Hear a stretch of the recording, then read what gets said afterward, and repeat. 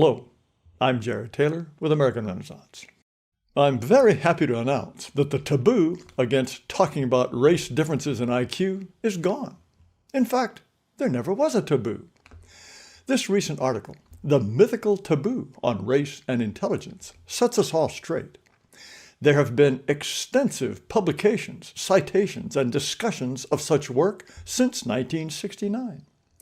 The authors concede that it may be hard lately to get studies of race and IQ published, but there's an innocent explanation. Editors or publishers have judged the work to be scientifically deficient. So, there is unlimited inquiry, freewheeling discussion, and sound scientific work on race and IQ would easily find a publisher. The authors appear to believe this. Fortunately, self-styled contrarian scientist Emil Kierkegaard has taken a look at how things really stand. In this paper, he and co-authors Byron Pesta and Joseph Bronsky did a poll to test just how taboo different ideas really are. The results are fascinating and sometimes surprising. Here is a graph of the main findings. That's a list of 33 ideas ranked top to bottom from most taboo to least taboo.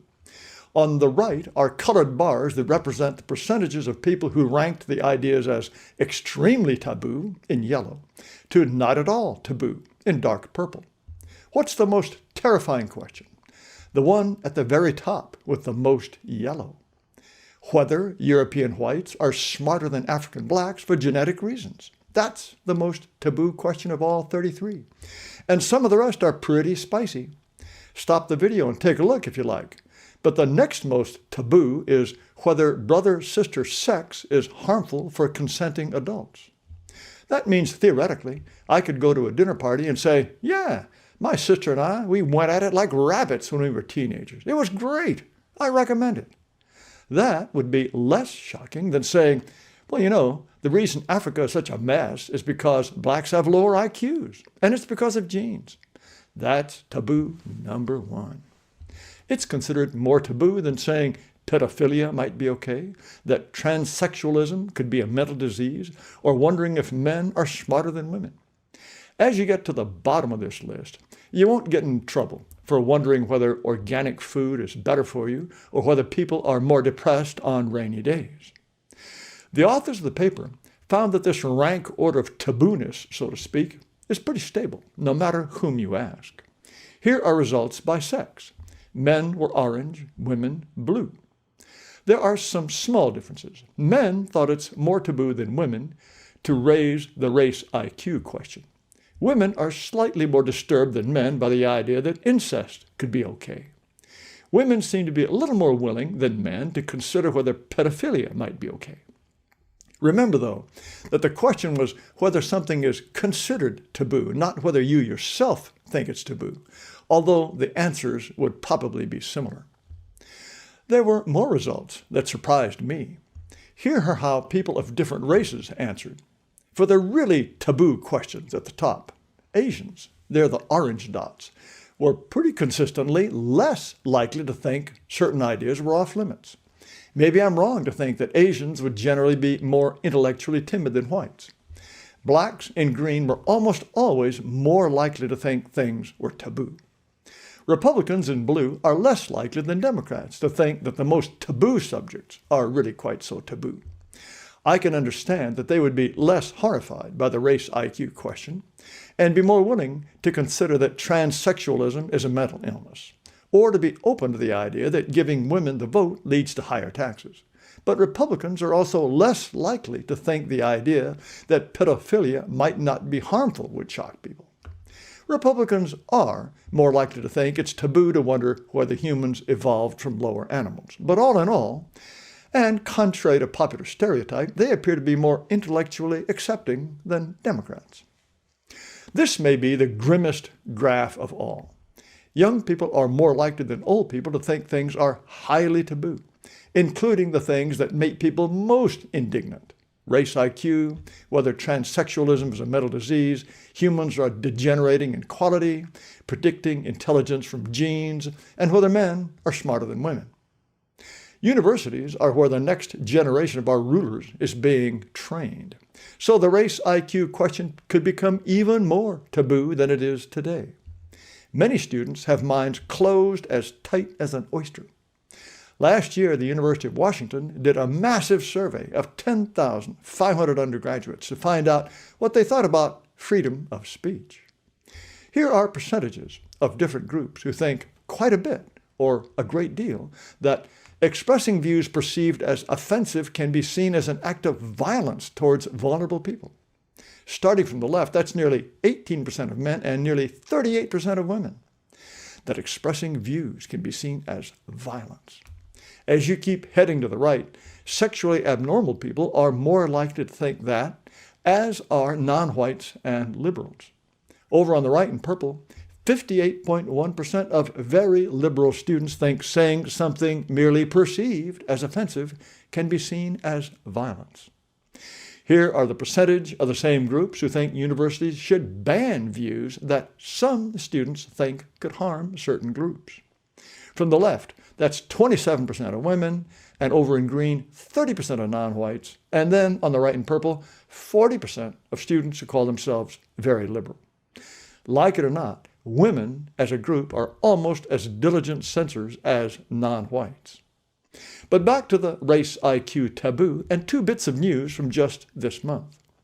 Last week in City Journal, Heather MacDonald wrote about Peter Gronveld of UPenn Medical School. He used to be co-director of a Master of Science program, but not anymore.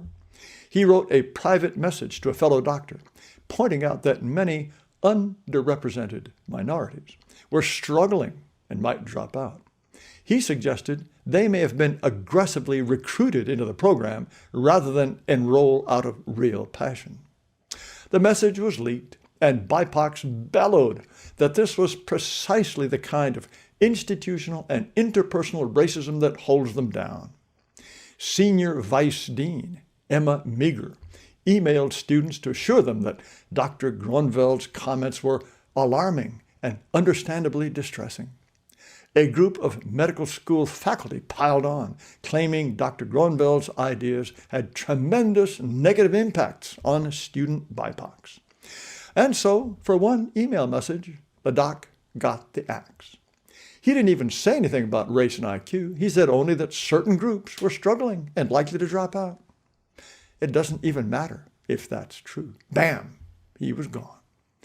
And just last week, Cambridge in free speech row over researchers' race realism blog. Nathan Kofnas, an American, teaches at Oxford. One of its colleges, Emmanuel, quickly dropped him as a research associate. He had written that if admissions to Harvard were based on merit alone, the number of blacks would approach zero. Lord Simon Woolley, the first black man ever to be appointed to head a college at Cambridge, explained to students that free speech must be protected, but that doesn't cover what he called abhorrent racism. You can read for yourself if what Mr. Kofnas writes is abhorrent racism. And so the taboo is just as strong as ever. I would still have an X account and a YouTube channel if I had not cheerfully and consistently violated that taboo. But the left is right to do everything it can to keep any discussion of race locked up in the closet.